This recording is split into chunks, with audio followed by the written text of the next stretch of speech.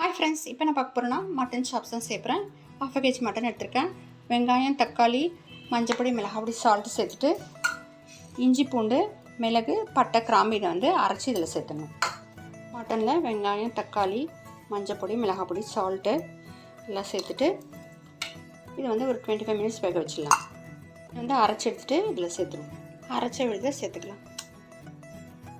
Water சேர்த்துட்டு இதை வந்து நம்ம வந்து வேக வச்சிடலாம். இது நல்லா வெந்துடுச்சு. இப்போ வந்து தாளிச்சிடலாம்.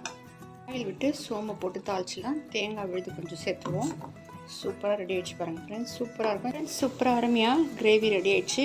அதுக்கப்புறமா வானலிலே இதை வந்து கொஞ்சம் ஃப்ரை பண்ணிக்கலாம். இதே வந்து ஆயில் விட்டுட்டு கொஞ்சம் வந்து பொட்டுக்கடலை போட்டு மாவு போட்டு ஃப்ரை பண்ணிக்கலாம். சூப்பராக இருக்கும் ஃப்ரெண்ட்ஸ். மட்டன் சாப் சூப்பராக அருமையாக ரெடி ஆகிடுச்சு. நீங்கள் நம்ம ட்ரை பண்ணி பாருங்கள். இதுலேருந்து எடுத்து நம்ம வந்து இதில் பொட்டுக்கடலை போட்டு ஃப்ரை பண்ணோம்னா இன்னும் சூப்பராக இருக்கும் ரைஸுக்கெலாம். பிடிச்சி லைக் பண்ணுங்கள், சப்ஸ்கிரைப் பண்ணுங்கள் ஃப்ரெண்ட்ஸ். தேங்க்யூ.